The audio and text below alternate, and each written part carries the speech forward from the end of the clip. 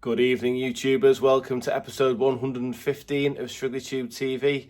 Thank you very much for joining me tonight. Hope you've enjoyed the previous videos. We also did a video last week for the stock cars that seemed to be quite well received, so that was great. If you watched that, hope you enjoyed it. We're off again to stock cars tonight. It's Saturday morning now, and it's Bradford tonight, so I'm looking forward to that, me and Doug. What I'll say is thanks again for all the comments. That was great. Bit of a bitty week. Not an awful lot happened, to be honest. Production's well down. I've moved quite a lot into the new unit and there's been quite a lot going on behind the scenes, but we are getting there slowly. I did manage to get a tune out of that 1040 for David. That was good, although it's not actually finished yet. And I had to go in a little Messerschmitt style car. You'll see when you watch anyway. It's more about interviewing people and talking this week than actually working. Anyway, hope you enjoy what you see, and I look forward to seeing you all next Sunday at 7. Have a great week. Bye for now. Good evening, YouTubers. It's Monday evening, about to go home. It's been a bit of a poor production day today. Excuse me. We had a bit of a high up weekend and we went to the World Final, and that saying what goes up must come down. Well, it came down with a crash today. You won't know this, but when I was at the World Final, I twinged me back. I don't know how I did it. I think it was from the lifting on Wednesday. We moved all them engines, but basically I was walking around the World Final on Saturday thinking this is great, and all of a sudden my legs seized up and I got these shocking pains in my legs. So I ended up going to go and see the St John's ambulance, feeling sorry for myself. And they sorted me some tablets out, which did help. But obviously driving back was quite painful yesterday, and then this morning I was just absolutely scrap. But I'll come to work and just have no sympathy there because I wasn't going to get any at home anyway. So I come to work, met a customer, had a good chat with him, and then I've come to the new unit. I bought some lights. I'll just do a camera turn around so you can see where we're up to. Right, so this is the build room that used to be the canteen, the kitchen. So we've ripped it all out, put some fantastic new LED lights in. So we're going to whitewash all this, get rid of all these carcasses. I was going to keep them, but they're just horrible. So we're going to get rid of all that, put some new worktops in. Worktops along there. There's some worktop here that might stay because it's quite involved around here. It's got a sink as well, so that's all good. That can stay. Obviously the boiler's off the wall. The water's been sorted. So yeah, this room's looking like it's quite good. I like this roller shutter door because in summer I can have it open so that we nice fresh air and daylight, and in winter I can bring it down and we can heat this room. So that's very pleasing. Bernie's done a cracking job there. This is the other room. We've basically got all the best fluorescent tubes and put them in the ceiling. So we've now got lights in all rooms. So we've got some stock here. This is all the bags with the starters in and stuff. Some of them are wet, so we've made a wet pile of starters there. We're not going to throw them in the bin because you never know. We've not got that many. When we run out, we'll obviously have to start sorting those ones out. But at the moment, we've got plenty of good ones. So they're all wrapped in this like cellophane. And these are the resistors that were in cardboard boxes, but the woodlouse have got in there and disintegrated it all. So they're in the scrap bin. Anyway, that's all good. So making progress there. And then obviously my back's killing me, so I've been on light duties. Oh, that's another thing. Just not that it really matters, but it matters to me. Bernie has fixed these, so we've now got lighting in the hallway as well. So we've just got the best tubes and wiped them all down. So we've got LEDs in this room. We're going to keep these on fluorescents because I barely ever use them. And then we'll put all new LEDs in here so it's nice and bright. But done a bit of work in this room as well. I've just mopped it all. This is the room. I'll insert a video now. Right, that was a video of Andy taking the toilets out last week. So it was a bit pongy in here because obviously there's bits of old urine in the trays and stuff. So I've just disinfected and mopped the whole floor, something I could do on night duties. So this will dry out and be quite a nice room now. I think what we're going to do is we're going to put all the damaged engines that need to come apart, all my old 875s and stuff, and we'll strip them in this room and then start shelving all the parts. So that's the plan for this room, because you can't get a machine in obviously because the entrance is quite sheltered. That's the men's. Obviously toilets there. I've not done anything with that. So yeah, I think I'll stop waffling and wasting your time now. But I'm quite pleased with the progress considering how much man pain I'm in. It's not real pain, it's just man pain. I'll be all right in a few days' time. I've been here before. Something I just forgot about. This really made me happy, this. It's a packet of Tato rough cut salt and vinegar flavour. And they are from 15th of May 2011 they went out of date. So they've been in here 15 years, them bad boys. But the most pleasing thing is no longtails have eaten them. So that means at the moment we have no ratties. So I'll go around all the corners and make sure everything's blocked up so nothing can ever get in there. Because this will be my kitchen as well as my build room. You know, we'll have the brewing material. And I'm going to bring my cannon cooker in as well, so we can have some toast, you know, in winter when it gets a bit tougher. But yeah, that's the plan anyway. So very pleasing to see them. I might put them on eBay. Can't be worth a fortune. Right, YouTubers, it's Tuesday afternoon. We've been neglecting the YouTube massively. I've been busy trying to get my carbs together. There was a big problem with the motorway this morning. My mate Eric got stuck in it, didn't you, Eric? Yeah, 2.5 hours. 2.5 hours. From Stockport to Stretford. Really? I parked my car up and went to walk to the Metrolink. Right. And then I thought, I know, I've got all the kids' pictures on my phone. I'll go to Max Spielman and print them off. So I spent an hour with Max Spielman downloading 500 pictures. Yeah. And then the traffic had gone then, so I got to work at 11. Not good, mate. I left it at 7:30. Anyway, that's the joys of living in Manchester. Soon, correct, when I'm living in Warrington, when I'm working in Warrington, you'll be able to drive straight there. Right. So it's easy for me to hear though. I mean, it's only 20 minutes for me. Oh yeah, from Stockport. Yeah. So Eric, tell me about the progress. We've got a new fuel line. Oh, we should go to the car so, Let's go to the car, yeah. So that the YouTubers recognise you. What we've been doing. What have we been doing? What have we been doing? Is that my new green bus? Yeah. Look at that machine. What a machine. But anyway. Oh, you've got its name as well on the back, Husky. Husky, yeah, we've got the Husky now, so we know what it is. So you know what it is? Is that so you don't mix it up with like your Mondeo outside and stuff? That's it. That's the one. Don't mix it up at all. So what we've done, we've been busy. We've cleaned the fuel tank out. Clean the fuel tank. And Martin from DC Motorbody, my mate Grasshopper, the racing driver. Yeah, Grasshopper, he gave me some plastic fuel line. Excellent. So that's a new fuel line start. New fuel line all the way through. Put another carb on. Oh yeah, I think it's a racing one, that like a 24mm Solex. Right. Yep.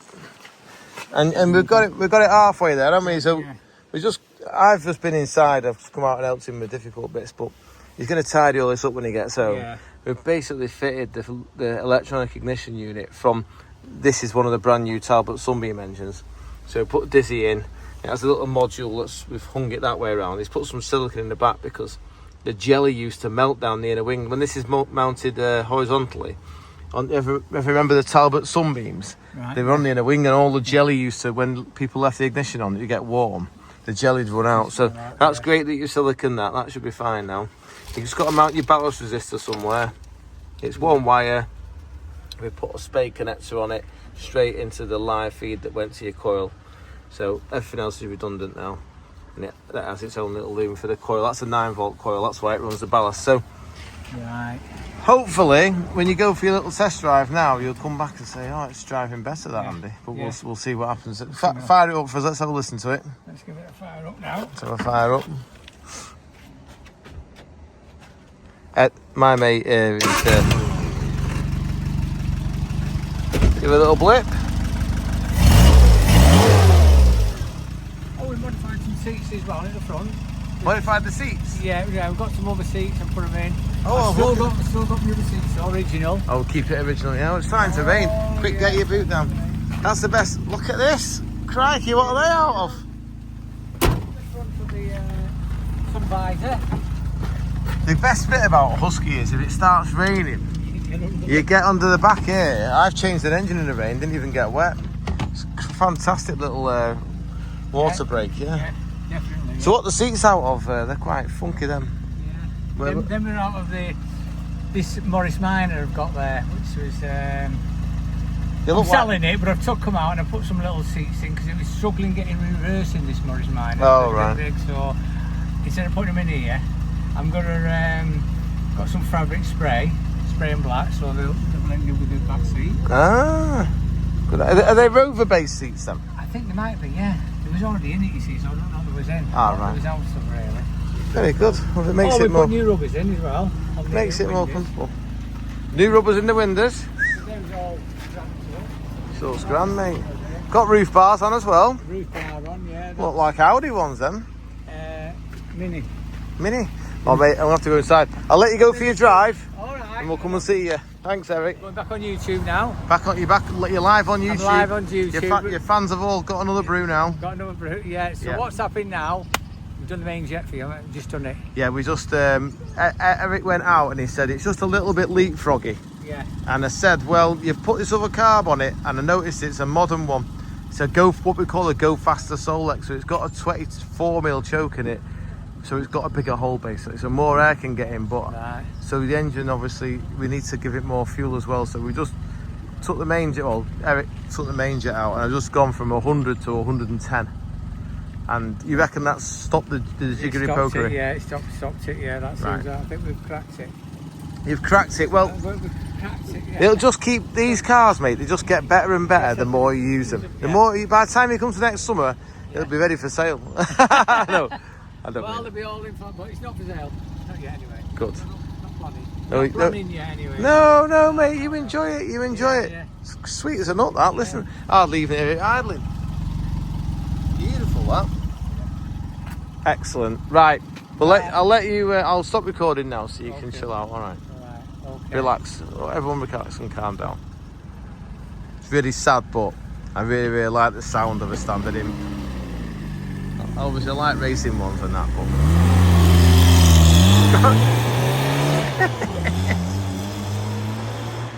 Go on, Eric. Don't break a donut. Okay, chaps. I've got my little 1040 ready to go in the dyno, so I'm just waiting for some more parts to arrive, and we'll get that running before the end of the week. But I thought we better turn our attention to the next job, because we are still working half a day. Now, a chap has asked me for a new engine, but he said, could we use my cylinder head? And I said, yeah, of course we can, no problem. So I've got this cylinder head here, and I'm a bit unsure as to who was the original machinist of it, or the engine builder. Which is a 180 Sport casting. It's got a piece of aluminium here because it was originally machined for a deep carrier. So it's like Ian Carter, Andy Chesman style. Now the ports are quite nice. When I take a valve out, I'll show you, but you can probably just about make out it's got like a heart shape in the roof. And we've got some numbers here. Who's owning up to this now? So RSP, is that Ray Payne? I think I'm right in saying that's a Ray Payne head. So it's all been welded, you know, where the chambers where we support them with the screw. So it'll be nice and strong there. It's been welded on this side as well. It's been done to a high standard. This is a proper head, this. 1.4, 1.125. The only thing that's up with it that I can see really is, can you see the valve there? It's actually lower than the chamber face. So the valve seat must be quite soft. It may be on beryllium copper seats, this. So we're going to get some seats put in it and have a good inspection for cracks, etc. There's plenty of material left on it, so we'll be able to get a skim out of it.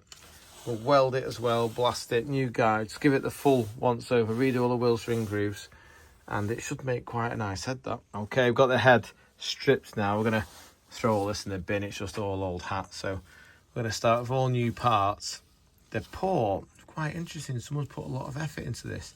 It's got like a Ian Carter style, but I don't think it's an Ian Carter one. Might be wrong. Especially having Ray Payne or RSP on it, assuming that's Ray Payne. But yeah, the head is actually in very good condition.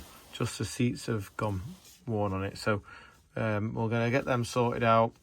I'm going to give it a good clean now. We'll get it welded, get it in the system, get all new parts in it. I'm not going to touch this port. I'm going to leave it exactly as it is. And we're going to see how it fares up in the dyno. Because I've got lots of data and dyno numbers for a normal 1040 with a normal port shape. So it'll be interesting to see if it does any more power. Get that, new shocks, spring mounts. Philip, are you, you know, I'm really grateful that you've offered to help.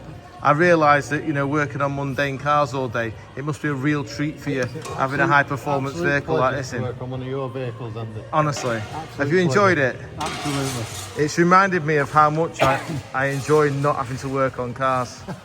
But the way you've attacked that, and Rob here, Rob, you were absolute gent. Thanks for jumping in there and tidying all the mud up that came off. Look at that, is that what's come off my car? Yeah. Thank you. Right, well, many thanks, boys.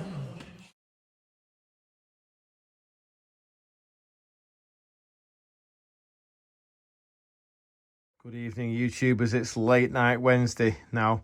Before I skived off for a cheeky hour to put the shock absorbers, or should I say assist Phil and Rob put the shock absorbers on my car for me, I just kept an eye on and made sure they put all the bolts back in the right way and washers on, which really upset them, but they just smiled through it. Anyway, they've done the job for me. Fantastic, because I was really stuck. I needed the car fixed. It had been advised on the MOT that the shock absorbers were worn out, and it's took till now to change them. I've just been busy with other things, but I have been busy this morning and well till 3 o'clock when I went next door getting this on the dyno. So this is David's 1040. Just to remind you of its spec, it's 11.4 to 1 big valve head, twin 40 Delautos, and they are the nicest set of Delautos ever. It runs an absolute treat. These are the ones we rebuilt the other day. It's got a wheel parry 4x2-1 with one of Will Parry's special 102 decibel exhaust silencers. He guarantees that, so that'll get you on a track day. That gonna make a stay. We've got a few other bits to sort out, but it's basically on the dyno running. Got a dipstick to do. I just wanted to get a tune out of it today, so I fired it up and it runs an absolute treat. I think right in saying it's oil dry as well, which is handy always, but obviously being a new 930 block, it has the oil seal in the back. So I'll fire it up. It's got an R17 camshaft. Obviously it's on 74mm bore. This is a dry liner engine. No block strengthening kit, because although it is virtually a race engine, it's going to be a roadie, so it's going to have a fan next to it. You know, the radiator and the fan in a standard car, and it's got that nice mild R17 cam. So we'll fire it up.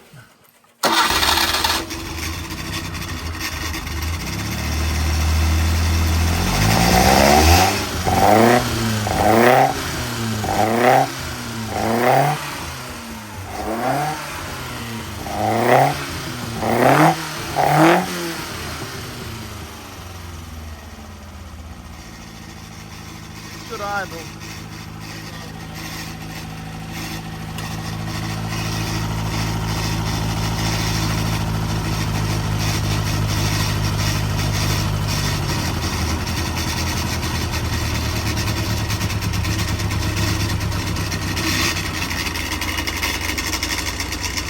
Just under 1,000 RPM.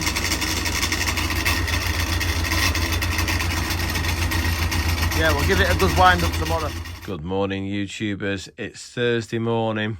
I'm still feeling sorry for myself. My back is better, but I'm going to attempt to do a load in the back of the Passat today and take it up to the new unit. Just light things, nothing too heavy. But before we do that, I'm going to get a little tune out of the 1040 on the dyno. So this is the dizzy out of it, and it's a 25 D4, which is normally it has a bigger vacuum advance unit on the side of it here. What I do is the 23 D4 is the competition version of this distributor, but they're quite rare. So what I do is I chop it off and file it round, and then I fill it full of epoxy, and it acts exactly the same as a 23 D4 now. Obviously we lighten the weights and put stronger springs in so that we can control the advance curve, because of the cam we're using, we want the advance to be further up the RPM range. So all these standard dizzies are just no good as standard, but they're quite easy to deal with once you've got the hang of them. Now, because that's on the dyno running, I thought, right, we better have a bit of a shape and look at the next job that's got to be out. So although I did say that David's engine was going to be the last engine to be built in this workshop, as the move looks like it's taken a little bit longer than I first predicted, I thought to keep the wool from the door, so to speak, I better keep the money coming in and get on with the next job. So the next job is for an Irish chap who's got a racing imp, and I've just looked at his build sheet, and because I'd forgotten what I'd basically quoted him, which is pretty bad, isn't it? But I've had a look at the quote, and as I remember it, he was having a brand new steel flywheel. This is a one-piece TTV flywheel, so that's nice and light, low inertia, has a proper 5.5-inch race clutch. So that we're going to put all this together. The point of this chat is this is the brand new Sunbeam crank with the modified end. So it's got the ball bearing for the input shaft, and it's got the 4 bolts around the outside rather than 5 to mount the imp flywheel. So that's actually a Sunbeam crank, but as we've discussed many times before, it's had the 5 holes blanked off. It's had 12 mil took off the face. We've recreated that index for the flywheel to sit on, and this is like brand new EN16, so they're cracking cranks, but it's on standard sizes. It's never run, so it'd be a lovely crank when we get it balanced. I've just realised though, I've run out of front pulleys, so we've got to organise a front pulley now, but that's no problem, we can do that. So TTV supply the M8 bolt that goes through there, and then we've got a set of ARP flywheel bolts to go with it. So we're going to make a little kit of bits, and next week we'll go and get that balanced. I've done the block, I just need to hone it and clean it. And what else have I got to do? Oh, the head that we looked at earlier in the week, the head, do you remember the head with the sunken inlet valves?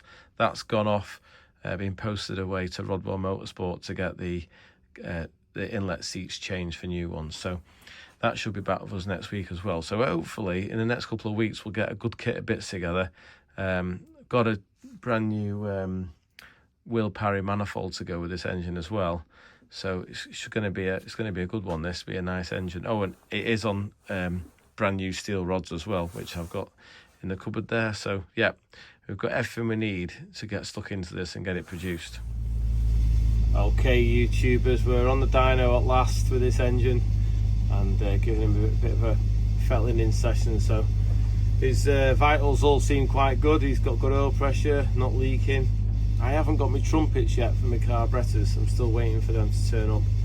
So I'm not going to go crazy with the tuning. I just wanted to make sure it was going to do what I expected it to do. It's a while since I've done anything with an R17 cam.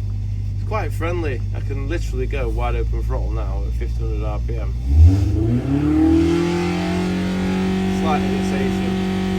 Holding about 80 at 5,700. See what it's like a bit lower. So it's probably doing a good 85 horsepower this. Let's just see what it's like at 4.5. 73 pounds foot, sorry, 4.6, 4.7.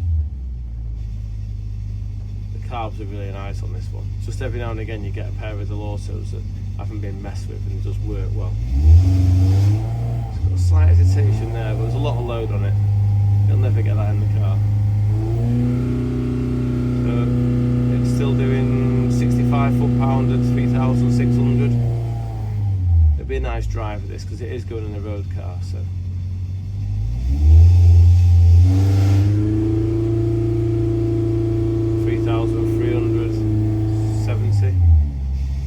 See if we can get it lower. Don't know, the shaft might start having a big rattle. Oh, it is. Oh, yeah, nothing in the shaft any good. That it's having a good rattle to itself, but it was showing it'd hold wide open throttle, no problem. So quite pleasing. Just go and see if it falls off at 7. It won't be too hard to it. It's not been running very long, a couple of hours max.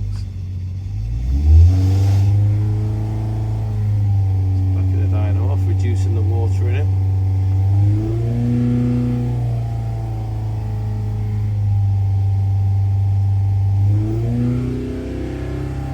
Not yet, not ready yet. Dyno's very slow to respond. Hopefully we'll get Bernie to wire the new one up and take the new dyno to the new unit. Let's let go now. Going back on with the water now. Trying to get the Dyno to get hold of it.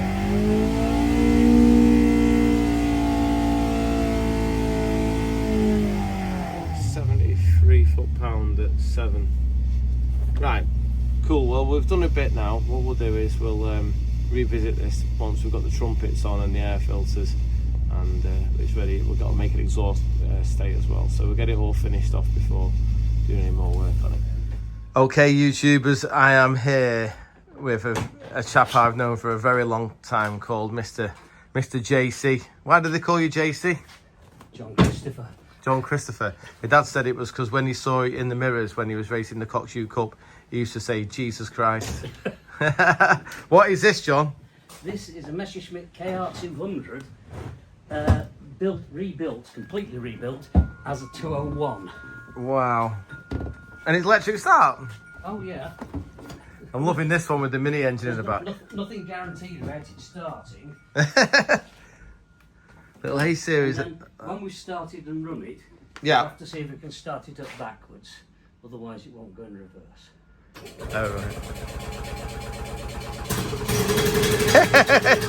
You're alive!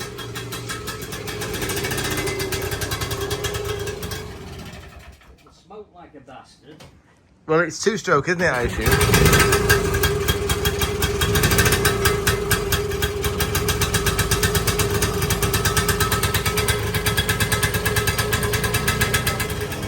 He's just told me that you're not meant to run them backwards, and I was like, why not? He said it damages the dyno start or something. I didn't realise what it means is the engine is actually running backwards.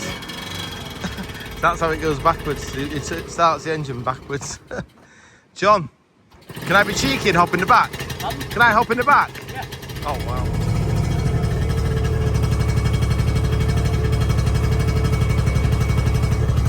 I can see me wanting to buy one of these.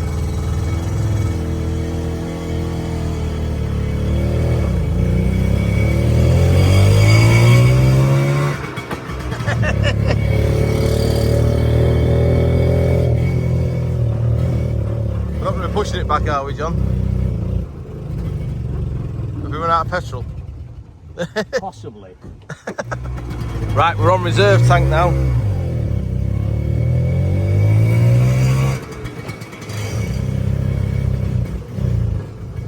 Doesn't look like second gear, does it? We've got a fueling issue somewhere. Unfortunately, that was his maiden voyage, and we have a small issue. We think it's a fuel issue, possibly the plug oiling up. But when you get in second gear and wide open throttle, it suddenly loses power. So John's on a quick spark plug change. Think this will fix it, John? I don't know. Good chance. Good morning, YouTubers. It's Friday morning. My back is back straight again. I'm fixed. I'm 100%. It took me all week to recover. I think I must have suffered from a natural low after the extreme highs from weekend watching the stock cars, because I've been in a right grump all week. You might be able to sense it on the videos, I don't know. I tried to hide it, but I've not wanted to speak to anyone, let alone do a YouTube video. Anyway, we're back on it now, so we're going to get stuck into a waffle. That way. Everything's reversed on the camera. About dynamometers, so we're going to possibly move this one, but I'll turn the camera around and explain what my plan is. Right, okay, yesterday we ran the 1040 of Davies on my old trusty Heenan-Froud water brake dyno. So if you see that pipe there that comes down from the roof, that feeds water from a 1,000 litre tank on the roof into the dynamometer, and then because we've got a head of water up there, it's roughly about 4 psi when it enters the dyno, so it's got a bit of a head of pressure. I've also got a little pump as well. Inside this part of the dyno here is a giant, what we'll just call a big water wheel. So this 24 volt motor on top here, when that motor turns, the handle opens the gate and allows more water or less water into the dyno. That's why when I'm dynoing and I try and do like a 3,500 figure, I have to wait for ages because I'm turning the handle with electric motor very slowly. When I say I'm taking the water off the dyno, I reduce the amount of water by moving that gate, and then we can pick a higher RPM site and go wide open throttle, and then it measures the torque. It's really simple the way it works. We have been down there before, but all this point of waffle is I'm going to talk about my new dyno, but I just thought I'd explain how this one works. So the shaft goes from the engine into the dyno, yeah? And this whole thing, if I put my arm on here, this whole thing moves, so you can't actually see it move, but by leaning on it there, can you see the torque meter moving? So that's just my arm pushing. It's just basically torque, you know. If you put a torque wrench on there and lock that up, if you put 50 foot-pound on it, on a good sized bar, it registers 50 foot-pound on there, and then we get the horsepower figure by multiplying the torque by the RPM and then divided by the constant, which is 5252. So that's how that dyno works. Dead easy. Water goes in, it drains back out into a tank at the bottom down here, which is then sucked out by that vacuum, that suction pump there, and it goes back into the ceiling and back into the 1,000-litre IVC that I've got on the roof. So dead easy, not closed loop, but, you know, constant system. Water comes down, drains off, goes back up, ready to be fed back into the dyno, and it's just regulated by that 24-volt motor, which has got basically an on and off button controlling it. Now this, which I've just unearthed from, it was covered in exhaust manifolds roughly about 5 years ago. I say 5 years because when I first moved in here, I did make a big effort to pipe it all up, and it's got all water feed, etc. underneath here, a little electric feed pump, and obviously it drains into the same tank as that one, ready for the water to be fed back up to the top.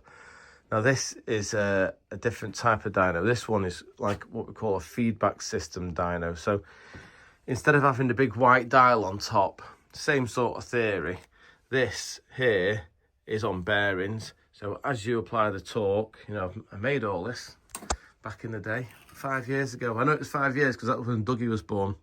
And having one kid is one thing, but having 2 kids is like 10 times the job. So when the second boy came along, it was just, I didn't have the time to spend at work like I used to do, basically. So we just spend work on people's jobs rather than actually developing the business. So anyway, we're digressing, sorry. So this is a load cell here, and that has an electronic control on it. So that tells this big unit here how much load we've got, yeah? And this is what they call a black rack unit. It's an old school Froud. I think if you watch some of the old Cosworth videos, they've got a similar, you know, from actual Cosworth. When they were doing the old PDAs and all the rest of it, they had a very similar type of control unit. And it's what we call a black rack system. So if we pull one of these, you'll see all the circuits on the back. That's, you know, not simple, but at least you can maintain it. Now, this system does actually work quite well when it works. I'll put that in properly later.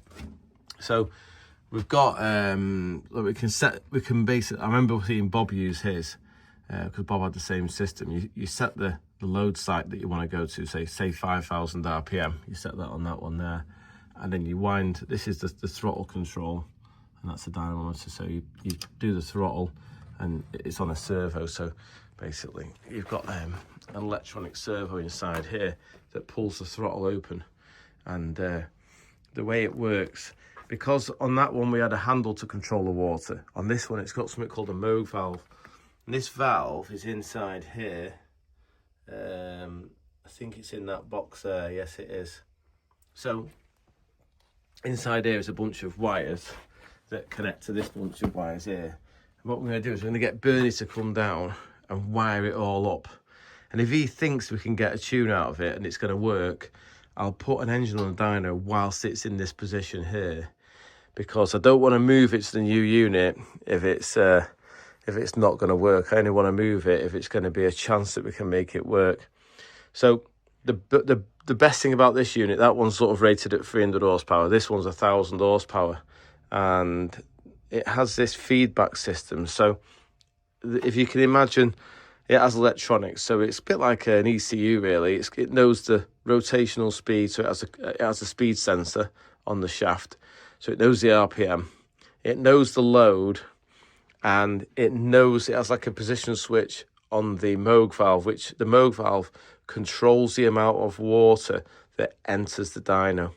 And that's controlled by this hydraulic pack here. So this hydraulic pack applies pressure to operate the Moog valve, because you imagine it's got to shut off the water and increase the water very, very quickly. So if we set the computer at, say, 5,000 RPM, and then we rev the engine up, the engine will get to, say, 5,100 RPM.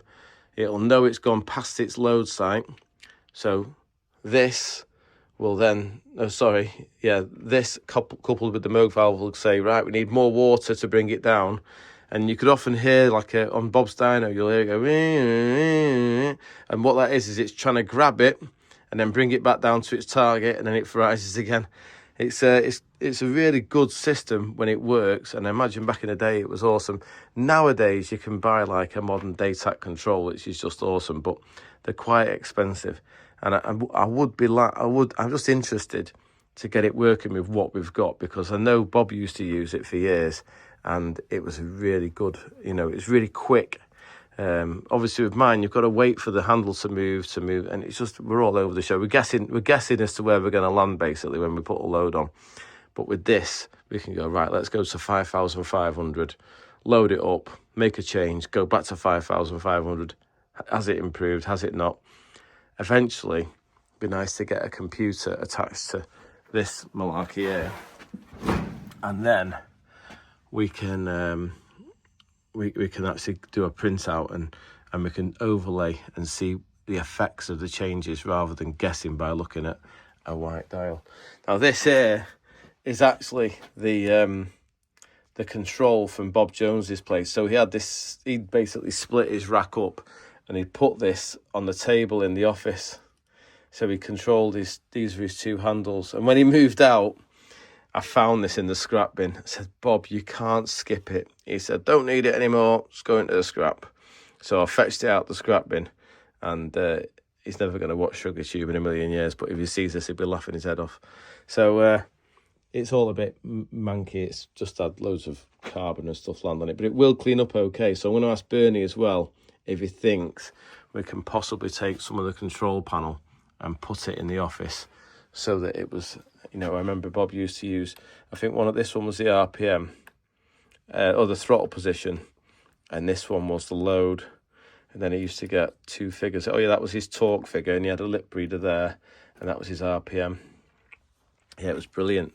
Anyway, that's that. So we're going to get all this set up for Bernie when he comes on Tuesday.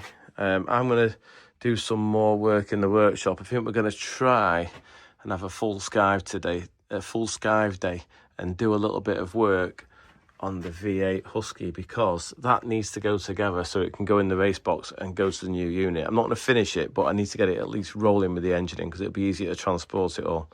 So that's the plan. Right, I've decided we're on full Friday skive. Sort of skive, it is working away.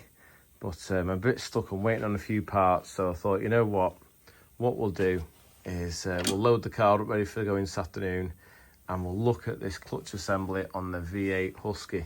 So before I can put the engine in, I want to mount the slave cylinder for the clutch, which is this, and it goes here somewhere. We're going to make a bracket out of this piece of nice, like 5mm steel I found. That should be strong enough to support it, but I've just noticed a problem. Now you see this clutch fork here, it's basically at 12 o'clock. Now for it to work through its arc properly, it needs to start, should we say, at 7 o'clock and run through till 5 o'clock, 6 o'clock being its mid position, because that's what it does. As you can see, as it moves, this effectively goes up and down as it moves through the arc. If you imagine it's a big circle. So I can see, looking at that we're already either straight up or heading towards 5:30. And what I want it to start at 7 o'clock. So we'll have to increase the width of this spacer inside here. See that spacer on the back of the release bearing? If we do that, that'll get the start point correct, and then we can start making our bracketry. So I'm going to do that first. Whiz the gearbox off, make a spacer, and then we'll try again. Okay, I've added 5mm to the spacer, which has just brought him slightly over 6 o'clock, so about 6:30 now. What I've done is I've attached this bar, wedged it in here, and I should be able to have enough leverage just by pulling with my arm on this to operate the clutch. It's quite strong. See it? That feels quite good, that. I think that's going to be okay. Right, what we'll do is we'll get all these bits wire locked, and I think we'll put some additional strengtheners on the back of the standard clutch arm, because that's probably a bit stronger than a standard clutch, being a 7 1/4 tilt and race clutch. So we'll give it the best chance, and then we'll get it bolted up, and hopefully we can offer it up to the car. Got this all built up now, ready to go back on the end of the engine for a final test. I thought I'd just mention it's worth, see these little points of friction here and this radius behind here, that does that. Only moves a little bit, but put grease on it, always grease them up, because it just makes the whole thing move nicer. Now, one of the YouTubers, very keen eye, spotted and made a comment that one of my donuts was on back to front. If I zoom in here, can you see the depth of that shoulder to that one? See how that one's shallower? That one always has the nut, and that one always goes to the web. So the deep one's the web. It's to stop these intermediate parts catching. Now, I was going to talk to you about the standard donuts, nuts and bolts, because they're really good as standard.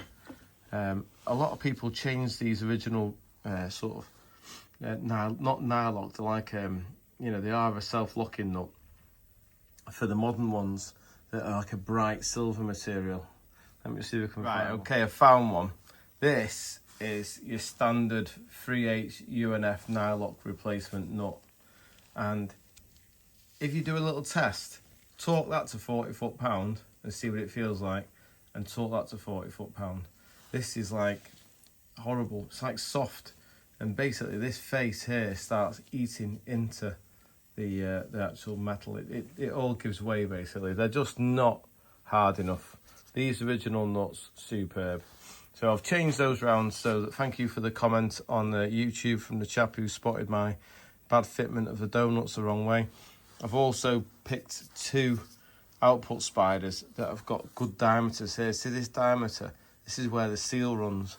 This is an example of one that's cream crackered. Can you see there's moisture sat where the seal's been? So no matter what you do polishing it, the seal that lives on the output shaft there, it will never ever seal. It'll always leak past. Not a lot, but it'll leak.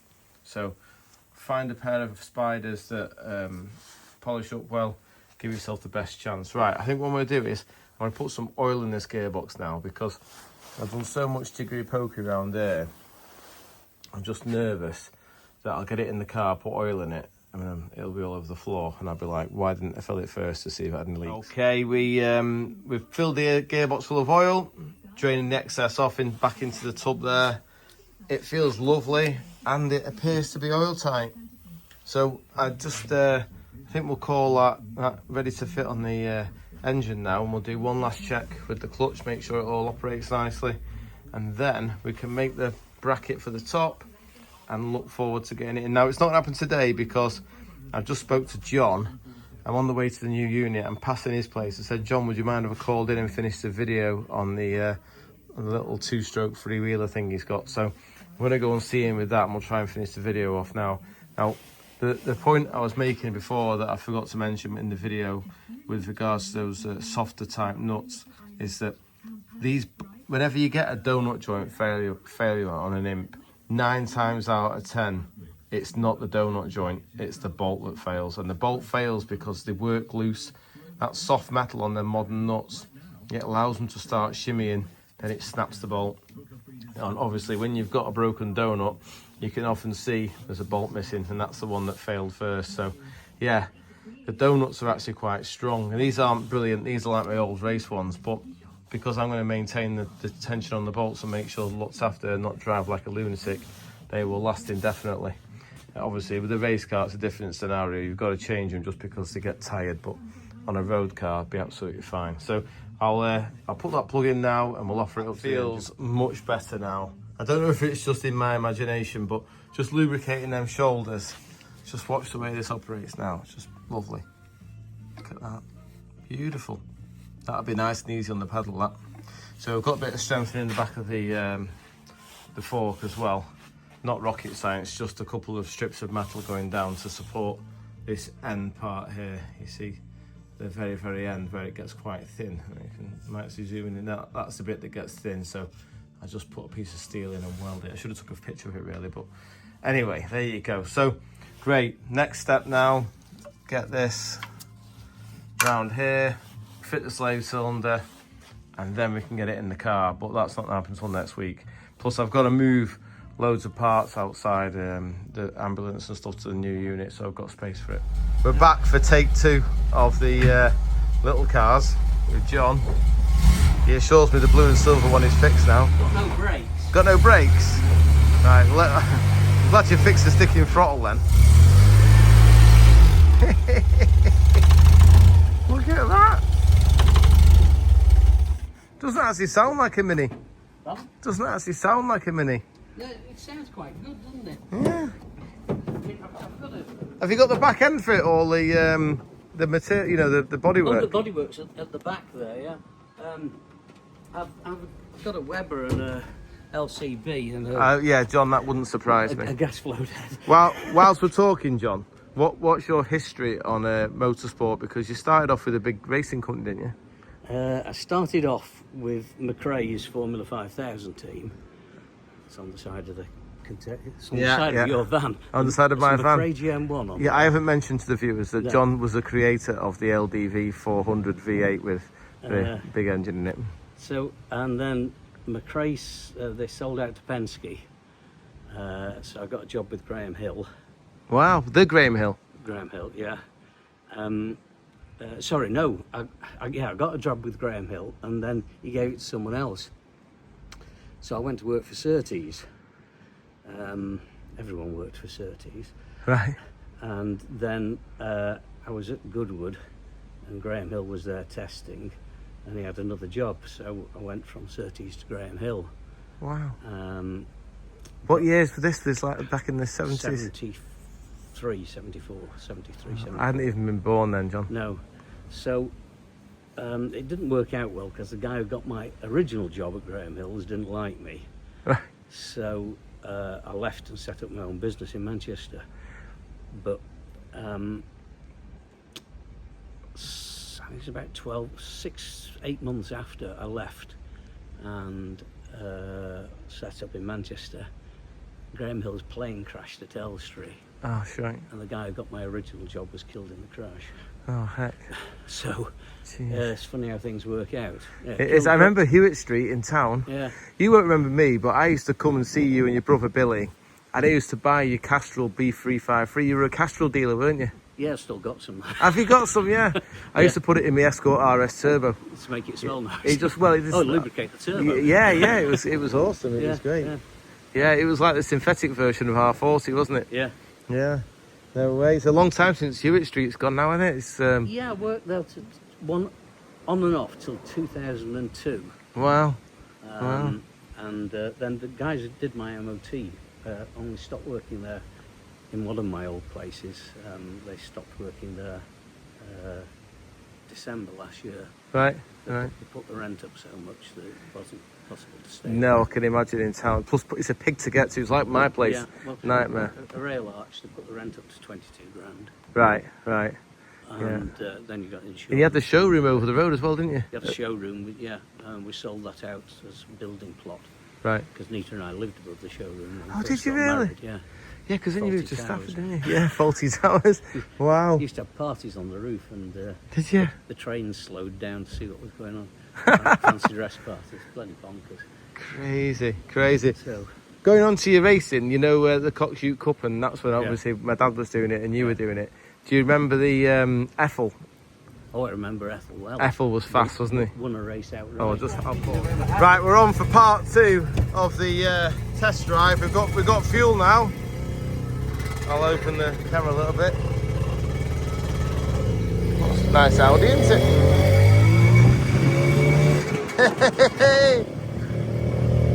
Oh, she's still pulling. It's a lot worse with you.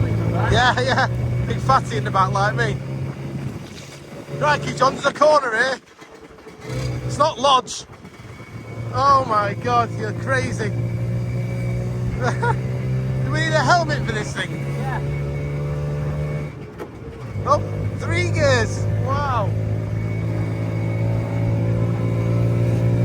John, you're concerning me. I think we're doing about 40 miles an hour. I haven't got a seatbelt on. I'm a nervous passenger. I think you went a bit early. It drops out your power band. Yeah, it's going to do 35 to be in the top. You've done 35 in this, have you? Crazy.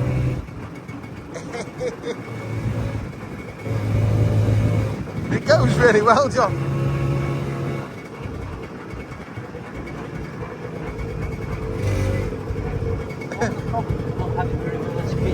Oh right, we've got to find somewhere to do it. Oh, it goes up the grass pretty well, doesn't it? Get the dog. He looks happy.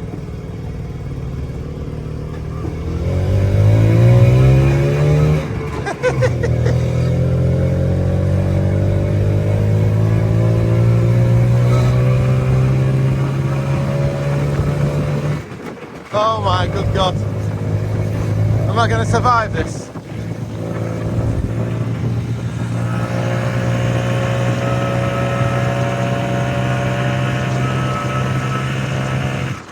At least it'll be on video if I do die. The kids can see how it all ended.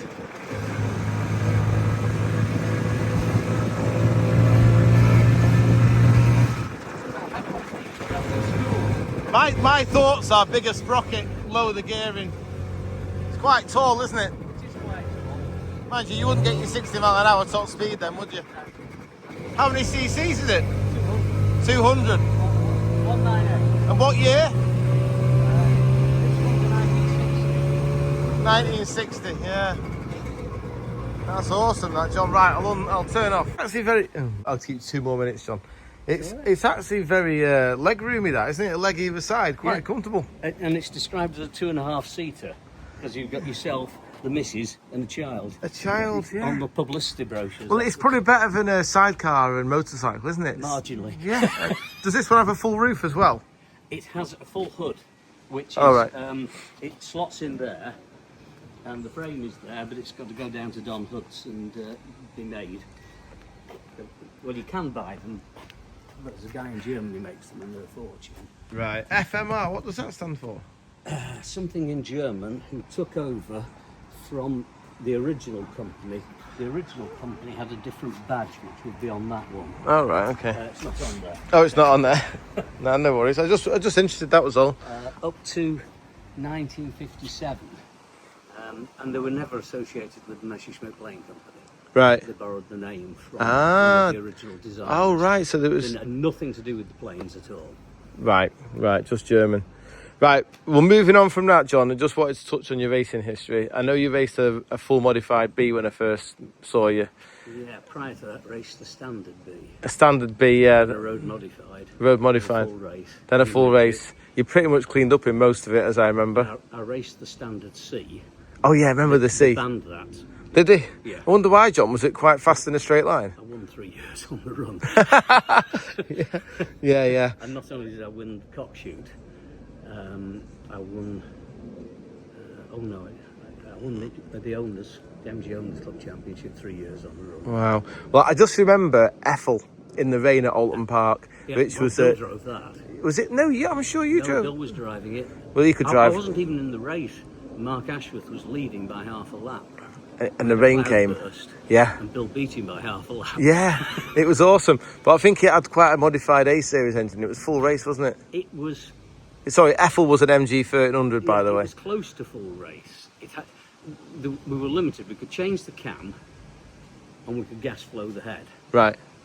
and that's all. So we probably got approaching 100 brake out of it. Yeah, going well back in the day. I mean, wasn't if it was full race, it'd be what 130 brake. it? Yeah.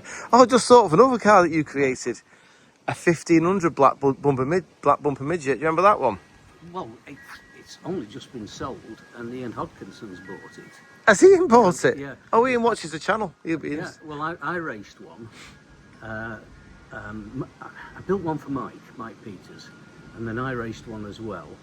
They were both converted 1275s because people said you couldn't tune that Triumph 1500 engine. Yes. And I thought, well, to make the A series go faster, people stroke them. Yeah. So it's virtually the same dimensions as the 1500. But it's got 8 ports, hasn't it? The 1500's got a much better head. Yeah. But it had very weak conrod bearings. Ah, right. So we got a steel crank, beefed the conrod bearings up, and put a nice torquey cam in them, and they had so much more torque than any A series could produce. It was fast. So yeah, it was very good. Excellent. They would never let us race in the midget championship with it. Wouldn't they? No, Right. it's too fast. Too fast.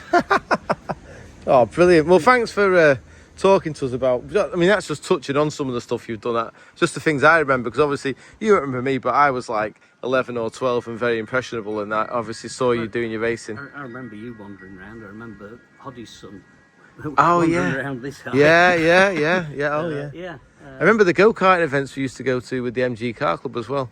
I remember you and my dad having a real go at those cars. I broke the lap record at Warrington. Did you? Wow. Oh, brilliant. When I come again, Lighter then. because I know you've got your hairdressers arrived. When I come again, we'll have a do on the MGA. There's a search fee. Well, you're more streamlined. That's what you got to think. Absolutely. And you can have a lightweight helmet now. It's not as big. Brilliant. Thanks very much for talking to us, John. No worries. Come to the new unit. Gonna do a bit. Glenn has met me here. Hello, Glenn. How's your season going apart from absolutely terribly? Just about absolutely terribly. Yeah. Sorry to hear about your gearbox, mate. I've never seen anything like it. It's like took every tooth. Have you got the pinion? No, it's still with Dave. It's taken about 5 teeth off and all the rest are fine. So it's literally when it stops, it's just like wiped that edge off. The rest of them are all right on the other side. On the crown wheel? No, on the pinion. It's not stripped the lot. Oh, it's just on one side of It's just done. It's just literally that picture that I sent. It's literally that's what's gone. Oh, wow. And that's why crown wheel's in pretty good shape. I really want to see this. We need to understand, because normally the casing fails and you have not got a casing failure, so that's new to me. That anyway, what have you got for me here, mate? Is this obviously is the lone engine? This is your engine. My 1120. Well, thanks for keeping all the bits inside it. I do appreciate that. Did you keep it under 10,000? Yeah. Just about. Just about. Yeah. Thanks. And then we've got the Big Daddy Carter engine. That's the one with the porous head, which we're going to fix. Hopefully, yeah. No, don't even sweat about a thing. We'll get it fixed properly. We'll get it laser welded, and it'll be no problem then. Yeah. Yep. And then behind that is a really special engine, isn't it? This is the one out the Fraser Imp Special. Oh, wow. The one off that Alan Fraser had made. And the engine runs backwards. No way. I don't believe you. It's mid-engine. And yeah. When I've seen the distributor, I'll believe you. Let's get them out and have a look at it. Right, okay. And if we've got to the exciting bit here, what is this you've got here? This is... It's a curly edge block. Early. It's a 107 casting. That's really early in sport. Looks like it's got pretty standard ports on it. Is that an R17 cam? It's not sport, that, is it? I've no idea. It can't be a sport because it's when I've matched it up. Oh, with it's the another wrong way cam, round. It's the wrong way round. It is the wrong way round, because normally we'd have the inlet there. The inlet would be there and the exhaust would be there. Yeah. Oh, look, and the chain tensioner is on the wrong side as well. Yeah. Oh, how exciting. The starter motor that came with it, that cranks obviously in the opposite direction to a normal aluminium. Wow. But yeah, you crank it clockwise and the rotor arm goes backwards. The rotor arm goes backwards, does it? It does turn over them. Yeah, it's funny enough, it's been stuff for over 50 years and it actually moves. Might want to fall over that. That's it going. Oh yeah, that's going the wrong way. And that's going, yeah, so the rotor arm's got the arrow the wrong way, but going that way it goes clockwise. Wow. It's jammed up at that point. No, so it must have a different skew on the end of the crank and on the dizzy. It must have, yeah. I saw something on it about Robin Newman. He had a few of them. I think he'd bought the ones that the reverse scroll. Right. Wicked. Well, we'll get it apart. What is it you want to do to it? Do you want to 1040 it and I don't know yet, because I'm semi-tempted to turn my Carter engine into a reverse engine. What, for this other car? To put it in the Fraser. Oh, that'd be exciting, wouldn't it? So, which is all mid-engine. Yeah, it is mid-engine, because obviously the gearbox sits behind it. If you've got any pictures, can you ping them to me and I can send it? Yeah. I'll put them on the end of this video. Brilliant. Well, thanks for that, telling us all about it, Glenn. I'm really excited to see what's inside. And yeah, that cam, it's on full base circle. We might be able to send that to Kent and get it ground. But I have got blanks on billet that we can turn into whatever. So depending on how fast you want to go with it, depends on, you know, what you want to do. Was it on Stromberg's? It looks like quite a mild cam. It was, yes. All right. Well, hang on. The Oracle's arrived. It's come. He sniffed it out. You seen this, Bob? It runs backwards. It's out of a Fraser. See the chain tension on the wrong side? I can see it's very rusty. Yeah, it's a bit second-hand, isn't it? It's a 68-hour engine, and I don't think it's run for about 55 of those years. What condition is the car in? Has had it shot blasted? It's all been shot blasted, so yeah, it looks all right, but it looks a little bit like a Tetley teabag at the minute. Tetley teabag. You'll be familiar with them where you come from. Right, brilliant. Cheers, Glenn. You're welcome.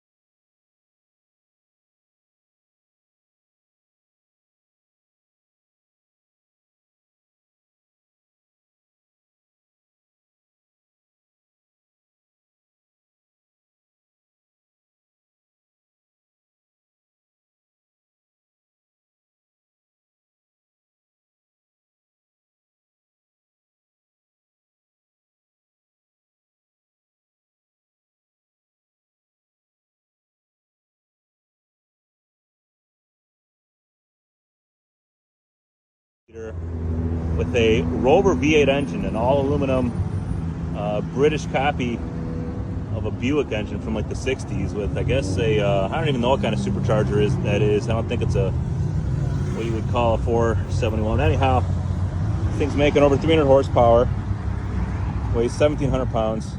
I'll be back. I'm going to take it for a while. Does wheelies on demand. Oh, someone won the golden ticket, I see, huh? Oh, yeah. Yeah, good way to put it.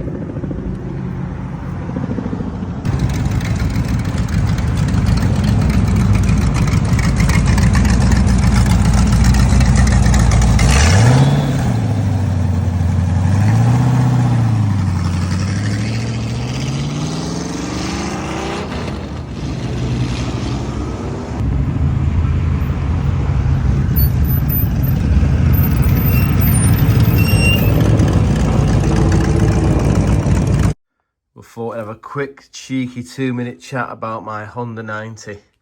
It's got a bit of corrosion there, but we'll sort that out later.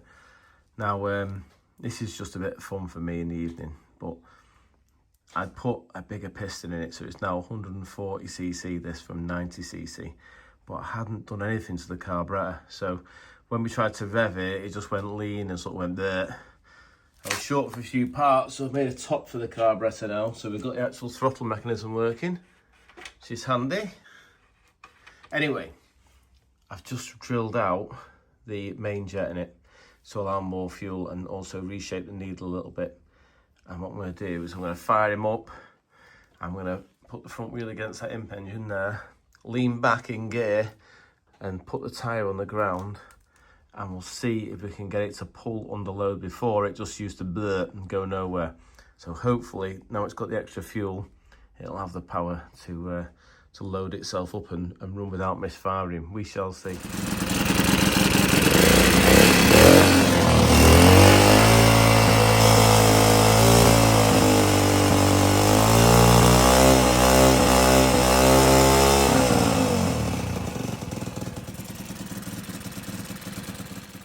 Congratulations, YouTubers, you've made it to the end of Shrigleytube TV. I hope you enjoyed my little bubble car there. I certainly did. I think I'm going to buy one of those. But for now, I'll settle for my Honda 90, which I reckon, I'm estimating from my little dyno session there with the tyre smoke, I'm estimating it to be 12 horsepower now. A good safe 12 horsepower, so looking forward to going for a rip in the park. Of course, it's not like the old days, because I would have been in the park by now. I've given it a test drive, but you know, probably end up with a police helicopter and getting locked up, so we can't do that. Anyway, I'll get some plates on it, get it legal, and we'll give it a proper test. Hope you have a great week anyway, and I look forward to seeing you next Sunday at 7. Bye for now.